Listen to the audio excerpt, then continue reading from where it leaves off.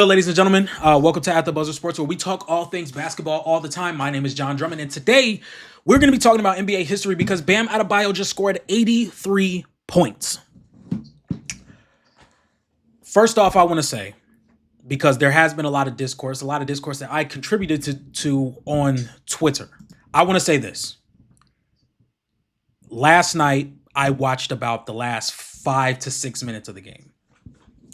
The reason I didn't make the video last night is because I didn't have a chance to watch the entire game.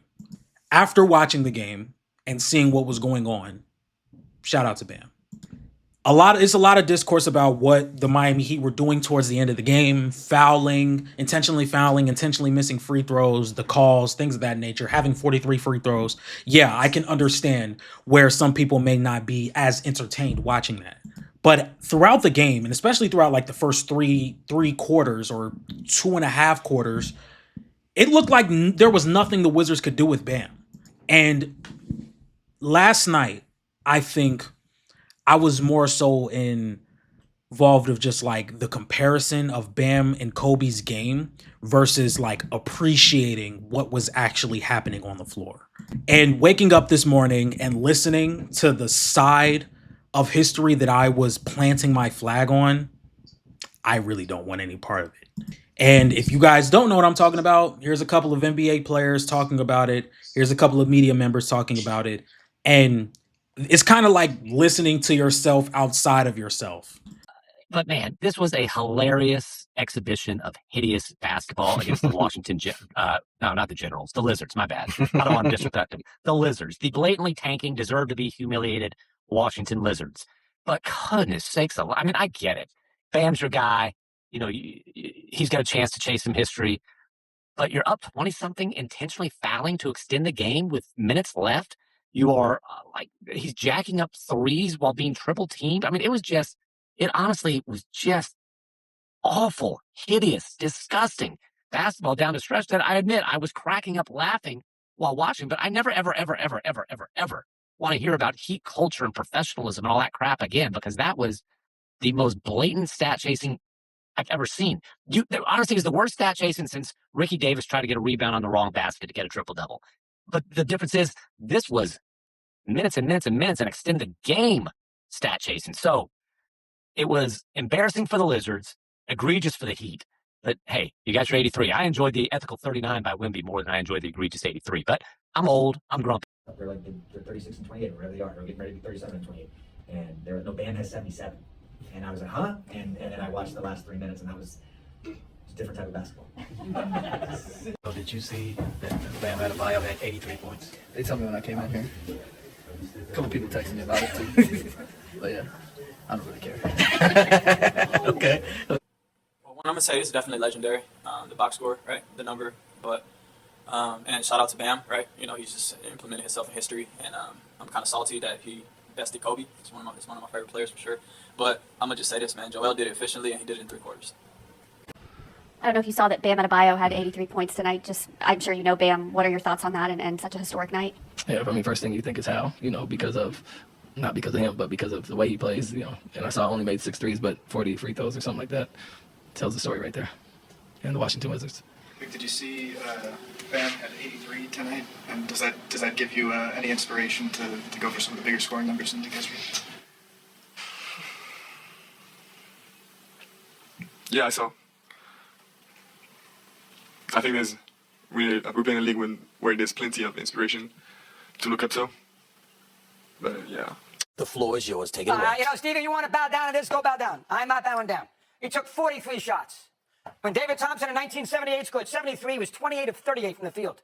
When Doncic did it a few years ago, he was 25 of 38. Even Kobe only took 46 shots. He made 28 of them. He took 43 shots, under 50%, which there's 9 guys. Wilt did it 5 times. There's 9 guys over 70. He's by far the worst shooting percentage. 22 threes. 22 threes in the game? He's a 7-footer. I know everybody shoots threes. 22. But here's the worst thing. Well, first off, what Spoelstra did with the shenanigans of the game is a complete disgrace. And there's always some example of that. Wilt had some shenanigans with him in 62. I understand there's always a little fooling around with the game. But the Heat fouling the Wizards right away to stop the clock. I mean, really? When you're up by 40? And the third thing is, he took 43 free throws in the game.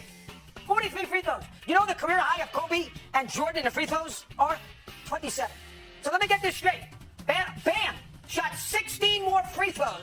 in a game that Jordan never did, that Kobe ever did. I mean, that's ridiculous. He took 36 to 43. Wilt was 28 of 32 when he had the 100 in 1962. 28 of 32, and he took 14 more free throws than Wilt.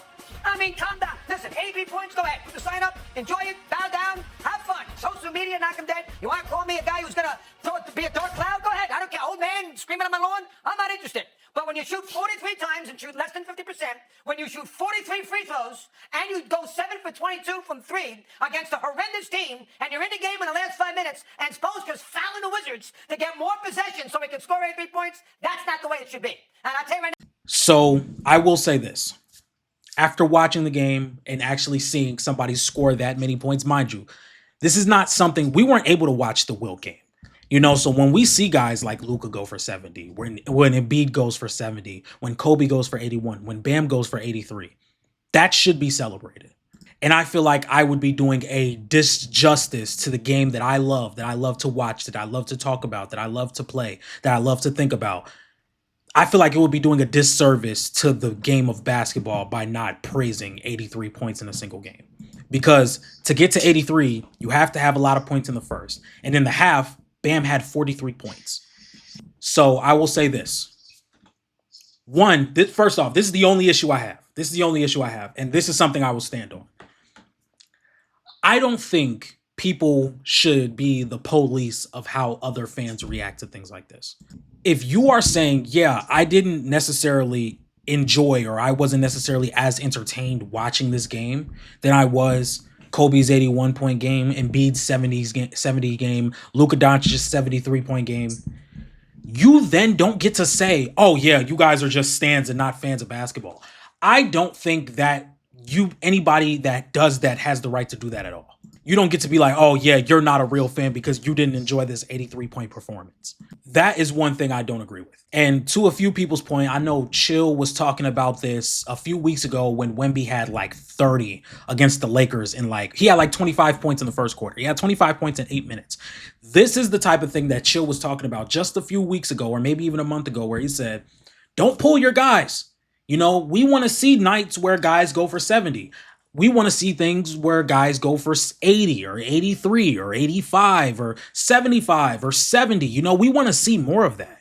And I truly don't feel like if you weren't as entertained watching this 83-point game, I don't think people should have the right to be like, oh yeah, you're just a stan and not a fan of basketball. Or yeah, you like to critique basketball more than you like to watch it. Or you don't watch basketball and you're not an actual fan. I don't think any of you motherfuckers have the right to anoint anybody as fans. Like, I legitimately have seen people say, oh yeah, if you weren't impressed with what Bam was doing last night, you are genuinely just a sad person and need to seek therapy. It's never that deep. If you didn't enjoy Bam's 83-point performance tonight, fine. If you think somebody else's performance was more impressive, fine. But after watching the entire game, because I was under the impression that most of this probably went on for the entire second half, that was not the case. And 100% Bam Adebayo should be celebrated by the Heat organization and by NBA fans. And as a Kobe fan, who 100% admittedly so, I am a little shitty that he took Kobe's record. I'm a little salty. But I won't sit here and say that, oh yeah, this was unethical hoops or this wasn't deserved. Bam did his thing last night, and he now has immortalized himself in basketball history. And as somebody that, if you're somebody that is trying or has been working your entire life to reach a certain goal, you get to that goal and now you have your name immortalized in the history of the goal that you've been trying to get to, why would you want to hate on that? So, ladies and gentlemen, if you guys like this type of content, please be sure to like, comment, and subscribe. Make sure you guys follow me on Twitter at ATBSports1. Make sure you guys follow me on TikTok at TheBuzzerENT. And make sure you guys follow me on Instagram at TheBuzzerSports_. And with all that being said, I will see you guys next time. Peace!